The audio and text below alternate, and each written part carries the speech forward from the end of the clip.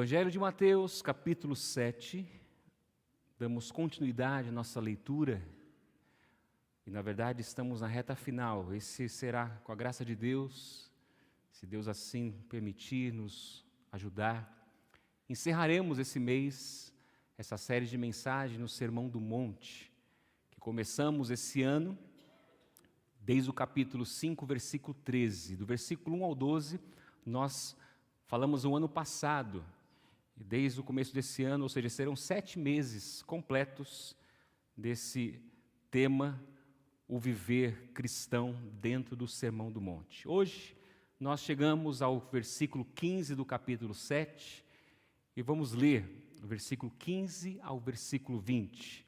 Se você está com a sua Bíblia aberta ou não, acompanhe comigo na tela.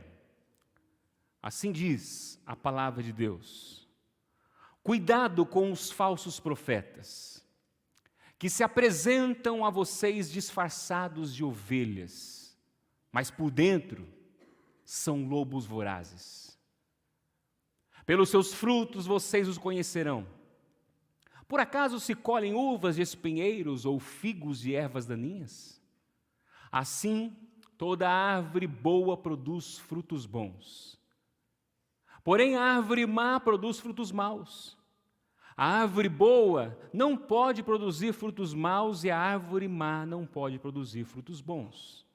Toda árvore que não produz bom fruto é cortada e jogada no fogo. Assim, pois, pelos seus frutos vocês os conhecerão. Oremos mais uma vez. Pai santo e bondoso, diante de Ti nós nos apresentamos cantando, orando, proclamando as Tuas boas novas, lembrando de quem Tu és e lembrando de quem nós somos e de onde o Senhor nos resgatou. E que nessa manhã, mais uma vez, o Teu Santo Espírito traga luz e discernimento em nossos corações, para que possamos, Senhor, entender e compreender a Tua palavra. Vem nos ensinar, vem nos lembrar, vem, Senhor, plantar em nós a boa semente, e que essa boa semente, num coração fértil, num coração transformado por Ti, venha produzir frutos que glorifiquem o Teu nome. Abençoe a Tua igreja e abençoe a todos que me ouvem, no nome de Jesus. Amém. A quem você mais, ou a quem você com mais facilidade daria ouvidos? A alguém que te conta toda a verdade? Ou alguém que te conta uma parte da verdade? Por exemplo, vamos usar aquele exemplo que eu trouxe semana passada, no último sermão, daquela aventura de subir e conhecer montanhas e conhecer montes, caminhadas e trilhas. Imagine que você deseje conhecer um dos montes mais altos de algum lugar do mundo, com aquelas vistas lindas, vistas de tirar o fôlego. Mas antes de você definir se você irá ou não a essa aventura, a esse lugar, você procura ouvir algumas pessoas, você procura ouvir alguns conselhos, pessoas que conhecem, pessoas que dizem que conhecem todo aquele percurso, toda aquela aventura. E uma parte dessas pessoas te contam como é incrível, como é maravilhoso, como é magnífico e única essa caminhada, as belas vistas, cachoeiras, pedras, florestas, animais, ao longo do percurso. E ao final, quando chega no destino, no topo da montanha, a vista é ainda melhor. Mas você procura também ouvir outras pessoas dizendo a mesma coisa que as primeiras. Elas dizem a mesma coisa, com os mesmos detalhes ou com mais detalhes ainda, mas elas não escondem de você que em todo o percurso haverá diversos perigos, haverá quedas, ou poderá haver quedas, animais selvagens, desmoronamentos, entre outras coisas. A minha primeira pergunta, eu acredito que a sua resposta é que você daria ouvidos àqueles que contam toda a verdade. Mas eu te pergunto, será realmente que agimos assim ou ouvimos dessa forma Ou damos ouvidos, ou queremos ouvir apenas toda a verdade? Talvez você concorde comigo que normalmente damos mais ouvidos àqueles que dizem o que queremos ouvir. Ou aquilo que agrada mais o nosso coração. Pense, quando a gente quer alguma coisa, quando queremos muito alguma coisa, acredito que você vai concordar comigo que, infelizmente, damos mais ouvidos às palavras que são mais alinhadas aos nossos desejos. As palavras que mais estão de acordo com aquilo que nós estamos sentindo e nem sempre nos importamos se tudo aquilo é verdade ou não.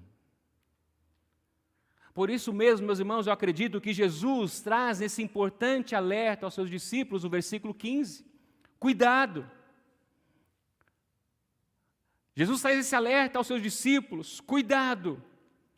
E como eu mencionei no último sermão, o resumo desses últimos versos do capítulo 7, que começamos a ler no versículo 13, vamos ler até o final e no final do mês, seria mais ou menos assim, Jesus dizendo, olha, sabe tudo aquilo que eu ensinei para vocês até agora?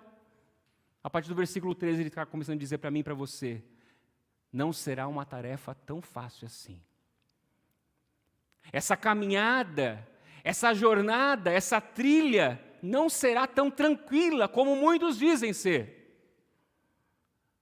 Nessa jornada também surgirão pessoas que irão tentar atrapalhar você, para que você não chegue até o final, ou para que você não viva uma vida que você deve viver. Por isso o tema desse sermão é justamente o que lemos no versículo 15, cuidado com os falsos profetas. E um dos pontos que iremos destacar nessa manhã, dentro desses versos, entre outros que poderíamos destacar, e não temos tempo para isso, é que os falsos profetas, meus irmãos, existem. Talvez isso seja claro para muitos, mas para muitos é preciso esclarecer, e para outros precisam nos reforçar. Os falsos profetas existem. E sobre isso, bem comentou o pastor John Stott, quando ele diz o seguinte, não haveria sentido em colocar no portão de um jardim um aviso, olha, cuidado com os cães, sendo que você tem na sua casa apenas um casal de gatos e um periquito. Ou seja, se ele colocou esse aviso logo no início, cuidado com os falsos profetas, é porque realmente eles existem. E eles já estavam presentes desde o Antigo Testamento. Basta lermos, por exemplo, o livro do profeta Jeremias. Ou também lemos os livros que contam as histórias dos reis de Israel, de Judá, onde lemos que esses falsos profetas enganavam o povo, inclusive os reis. E Jesus ainda nos diz, em Mateus 24, versículos 11 a 14, que o número desses falsos profetas iria aumentar com o avanço do Evangelho. E aumentando o Evangelho, sendo propagado, aumentaria muitos falsos profetas que enganariam muitos. E isso realmente aconteceu. Pois quando lemos os livros, as cartas do Novo Testamento, vemos como os apóstolos mencionam, ou quase que repetem as mesmas palavras de Jesus. Esses falsos profetas são chamados no Novo Testamento de alguns nomes, falsos pseudos profetas, pseudo-apóstolos, pseudo-mestres, pseudo-cristos.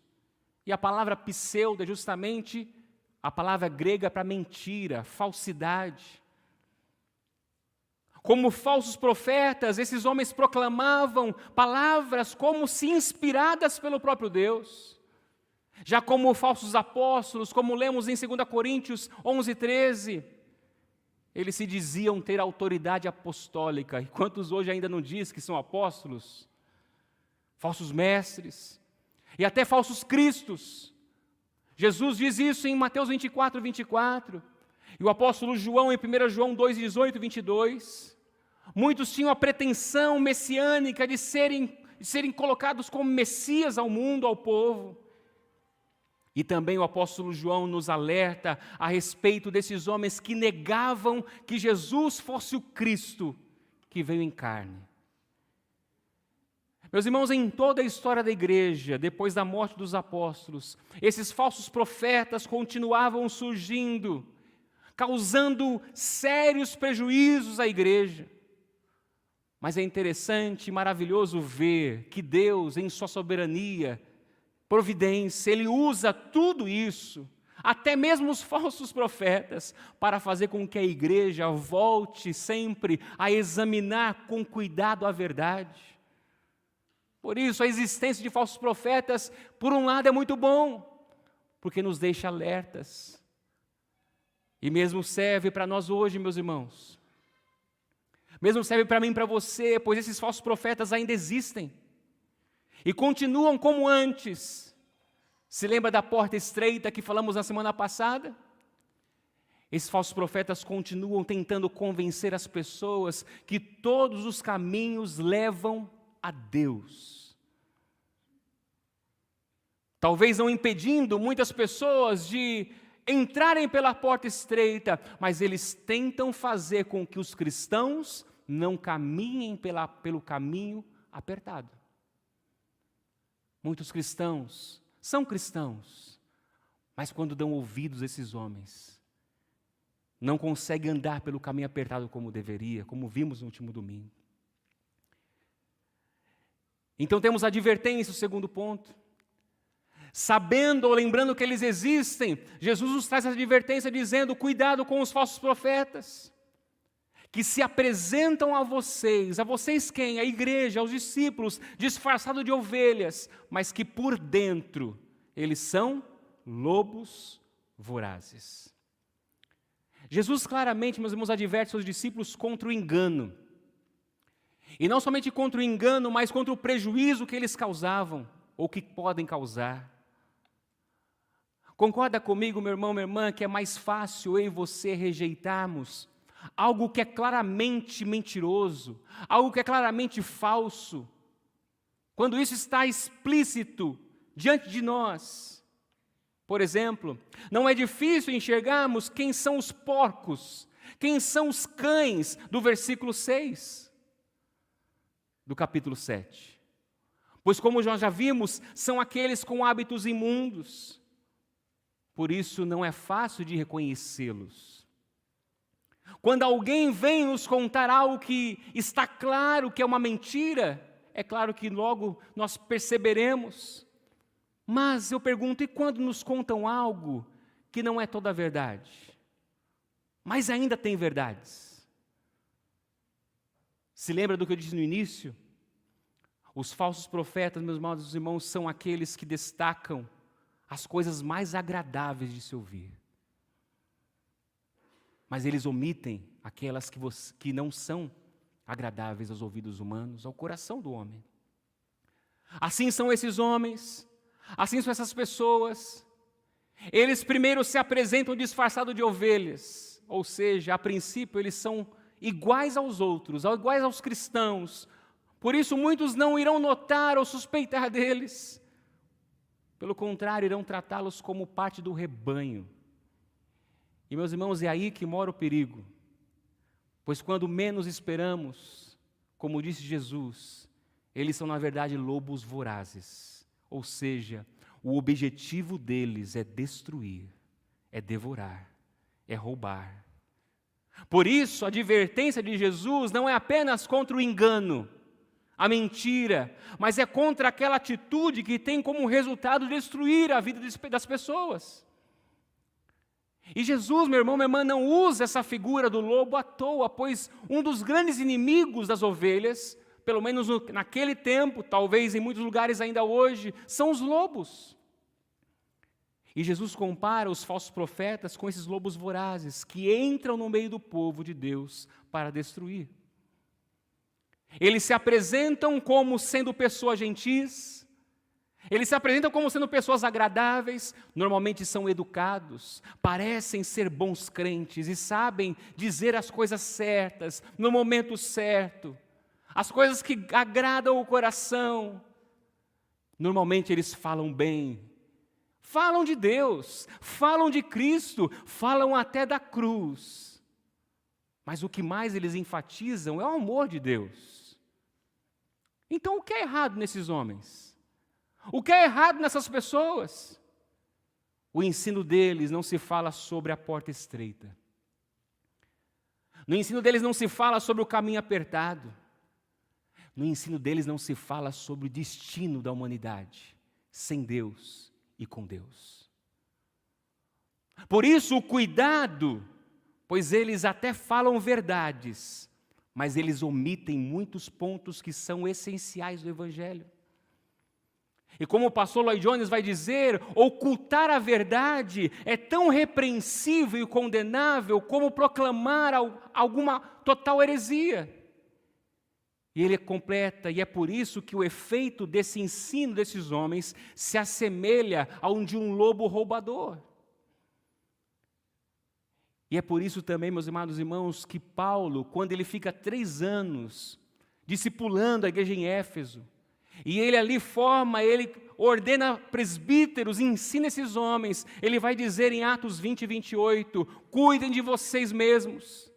E olha o que ele diz, e todo o rebanho, olha só a figura que ele usa, o rebanho, de todo o rebanho no qual o Espírito Santo os colocou como bispos, ou seja, pastores, presbíteros, para pastorearem a igreja de Deus, a qual ele comprou com seu próprio sangue.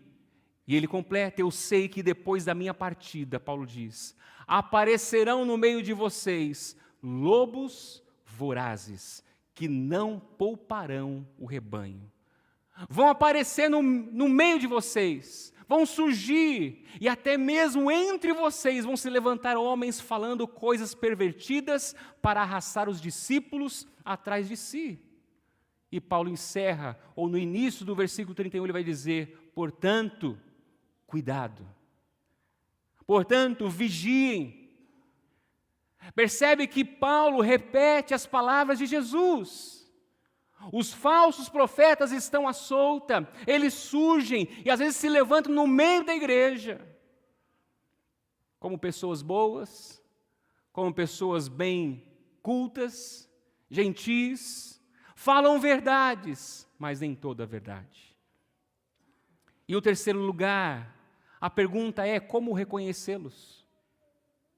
Se eles existem, e precisamos estar atentos como povo de Deus, como igreja de Cristo, cada igreja local precisa estar atento aos falsos mestres, aos falsos ensinos, aos falsos profetas, aos falsos pastores, falsos apóstolos.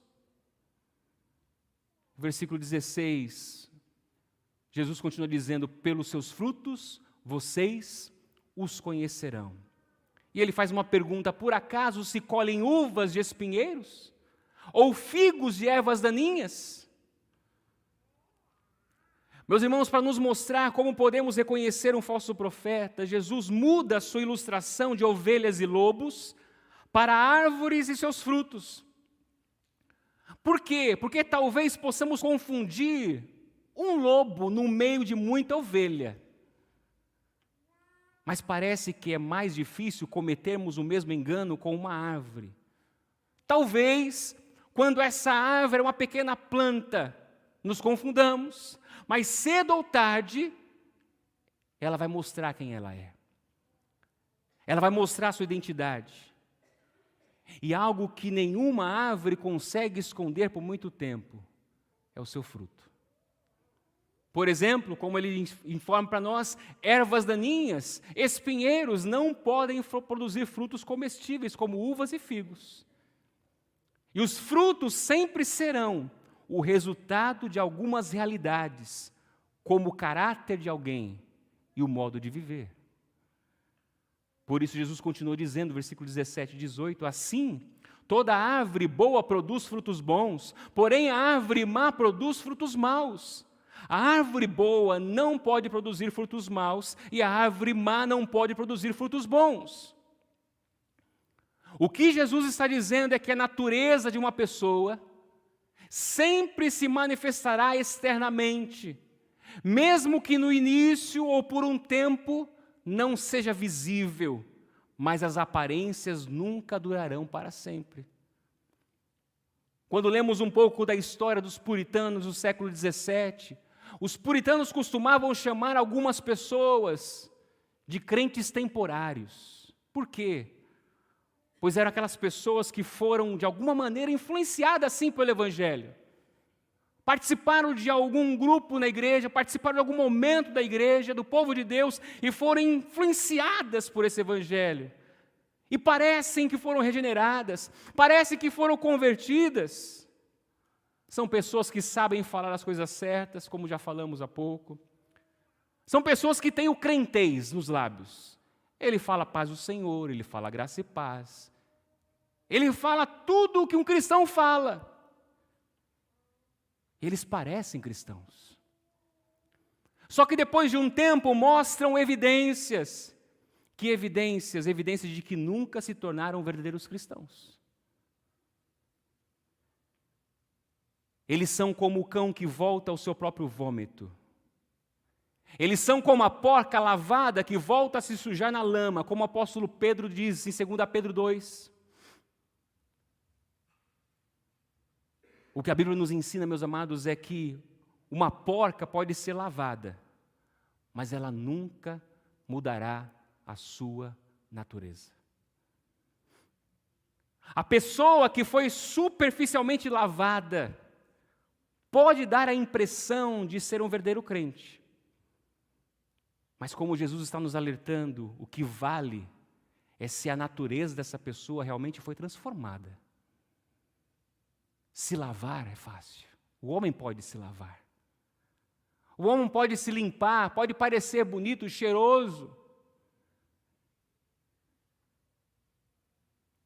E se a sua natureza não for mudada, ou não foi mudada, as evidências serão vistas. Vistas aonde? No seu caráter, no seu modo de viver.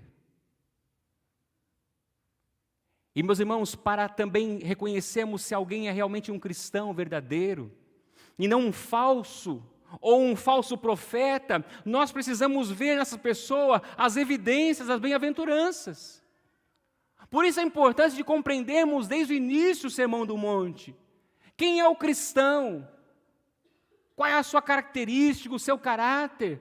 E as evidências justamente de um cristão são as bem-aventuranças, dos versículos 1 a 12 do capítulo 5.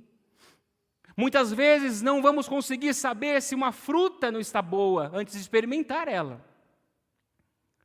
A pessoa que foi transformada em sua natureza, concorda comigo que inevitavelmente produz bom fruto.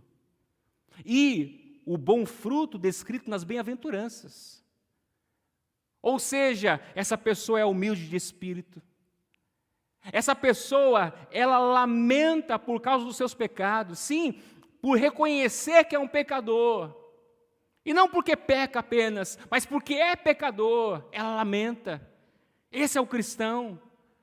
Se mostra manso, ele tem fome e sede de justiça, é um pacificador, é um limpo de coração. Essas pessoas também têm o que o apóstolo Paulo chamou em Gálatas 5 de fruto do Espírito. Aquele que se forma em nós, aquele que se manifesta no cristão, como o amor, a alegria, a paz, a longanimidade, a benignidade, a bondade, a fidelidade, a mansidão, o domínio próprio, fruto do Espírito.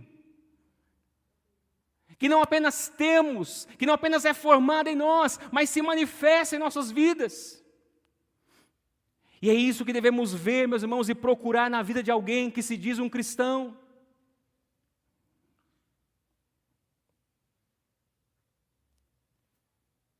Mas nós não apenas o reconhecemos pelo seu caráter e modo de vida. Reconhecemos também pelo que eles ensinam.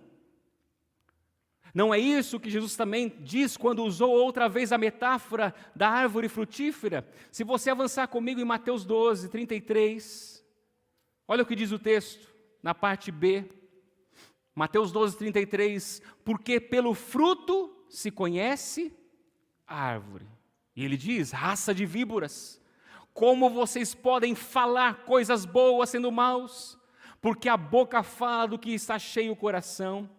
A pessoa tira do bom tesouro coisas boas, mas a pessoa má do mau tesouro tira coisas más.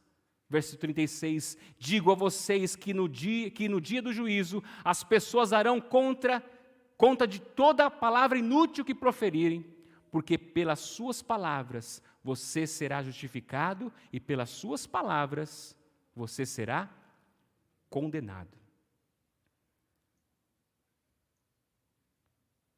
Não apenas pelo caráter, não apenas pelo modo de vida, mas o que falamos também, o que ensinamos, o que esses homens ensinam.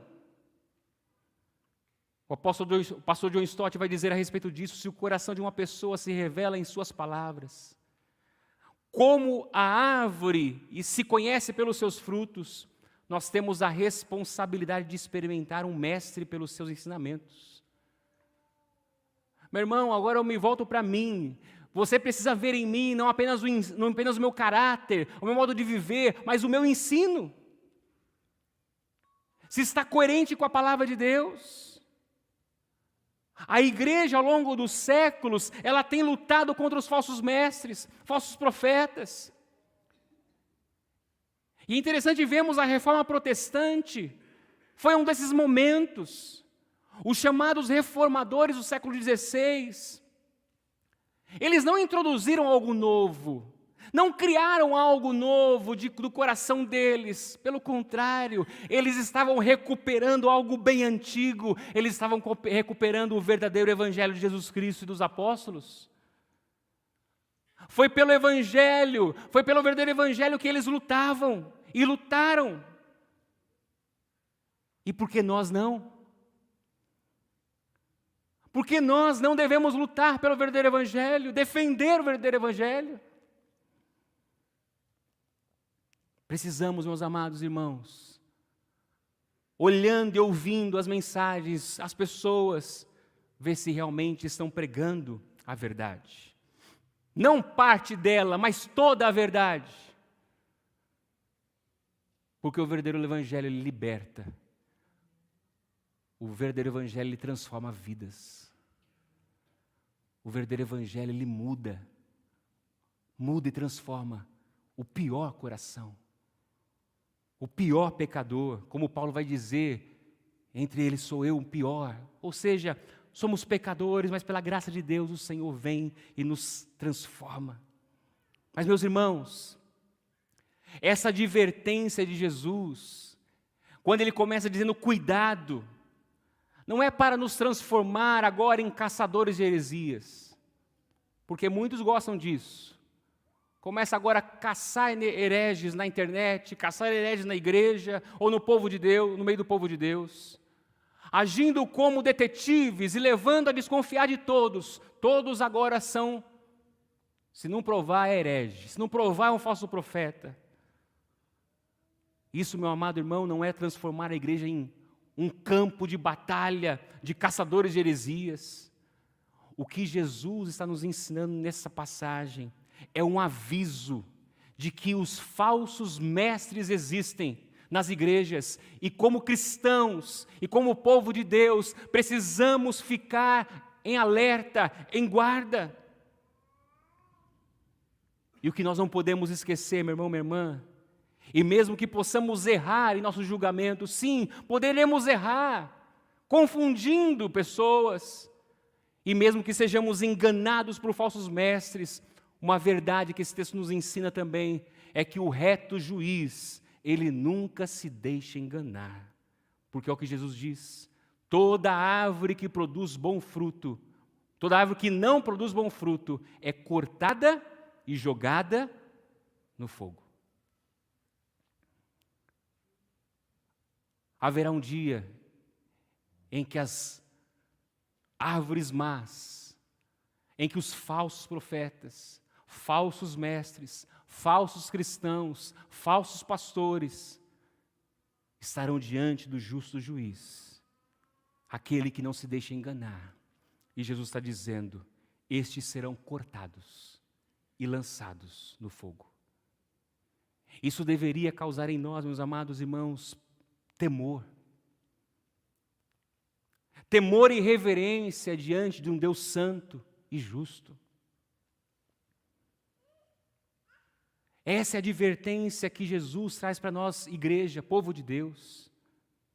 E Ele diz, ainda encerrando, confirmando esse reconhecimento que precisamos ter em nosso meio: assim, pois, pelos seus frutos vocês o conhecerão. E meu irmão, minha irmã, sabe qual a melhor maneira de você e eu, de nós como igreja, nos protegermos contra os falsos profetas, contra os falsos ensinos? É algo simples e que nós rejeitamos facilmente. A maneira como nos protegemos dos falsos mestres, falsos profetas, dos falsos ensinamentos, é estudarmos a palavra de Deus, é meditarmos na palavra de Deus de forma regular, uma vida de meditação, de estudo, de nos debruçarmos diante da palavra de Deus, sempre acompanhado de uma oração, pedindo ao Espírito Santo, ilumina na minha mente, para que eu possa compreender, e mais, para que eu possa aplicar essas verdades em minha vida. Meu irmão, minha irmã, quando eu e você negligenciamos, ou em outras palavras, quando nós não valorizamos a palavra de Deus, e deixamos de meditar nela, nós nos tornamos presas fáceis para os falsos mestres que surgem no meio do povo de Deus. E hoje é pior, porque a internet, quantos ouvem milhares de pastores, para não dizer milhares, dezenas de pastores, cada um pregando uma coisa, pregam até a verdade, mas não toda a verdade. O pastor J.C. Ryle vai dizer o seguinte: não existe nada que forneça tantos seguidores para falsos profetas do que a preguiça espiritual, disfarçada sob uma capa de humildade. Alguns dizem: pastor, eu não gosto de estudar teologia. Eu não estudo porque é preguiça. Para tantas coisas você estuda. E nada contra você estudar para a sua profissão, para você ser bem-sucedido na sua área, onde você trabalha. Nada contra. Mas quando você tem preguiça de estudar a palavra de Deus, você e está sendo presa fácil para pastores falsos, profetas falsos, mestres falsos, igrejas falsas. Portanto, meu irmão, minha irmã, que possamos dar ouvidos nessa manhã a advertência do Senhor Jesus. Sim, é uma advertência para nós, porque nessa jornada, nessa terra, o mundo, o diabo e a carne não são os únicos perigos que você enfrenta. Ficamos com medo do diabo, com medo da carne, ou tentando nos fugir dessas coisas, ou nos separar dessas coisas, e esquecemos que os falsos profetas, os falsos mestres, os falsos pastores e os falsos cristãos estão à solta.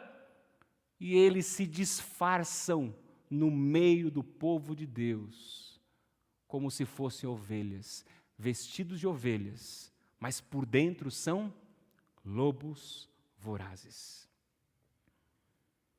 Cuidado, meu irmão, minha irmã. Cuidado com o evangelho que só fala de amor, mas não fala do pecado. O evangelho que não fala do arrependimento. O evangelho que não fala da necessidade de novo nascimento. É preciso nascer de novo. O evangelho que não fala de uma vida de santidade, separada para Deus. Sim, Deus é amor. Ele não apenas ama, mas Ele é o próprio amor. Mas se lembre, Ele é também santo e justo. E somente aqueles que estiverem em Cristo já estão salvos. E somente esses que não receberão a justa e santa ira de Deus. E eu pergunto a você, meu irmão, minha irmã, você possui a nova natureza? Eu sei que a resposta será sim. A natureza divina, presenteada por Deus, por causa de Cristo, pelo Espírito Santo. Você participa dessa nova natureza. Você pode dizer que a sua árvore é boa, porque se ela é boa, o fruto também tem que ser bom. Não existe árvore má que dá bons frutos. E não existe árvore boa que dê maus frutos. Que Deus tenha misericórdia de mim e de você. Que Deus nos ajude a receber essa palavra com um coração humilde e grato ao mesmo tempo. Porque Jesus se preocupa com os seus discípulos. Porque Jesus se preocupa com você, filho e filha. Ele sabia que a sua caminhada seria uma caminhada apertada, difícil, porque o caminho é apertado. E surgiriam pessoas para te atrapalhar. Falsos homens, falsos profetas, falsos mestres. Mas lembre-se, você não está sozinho.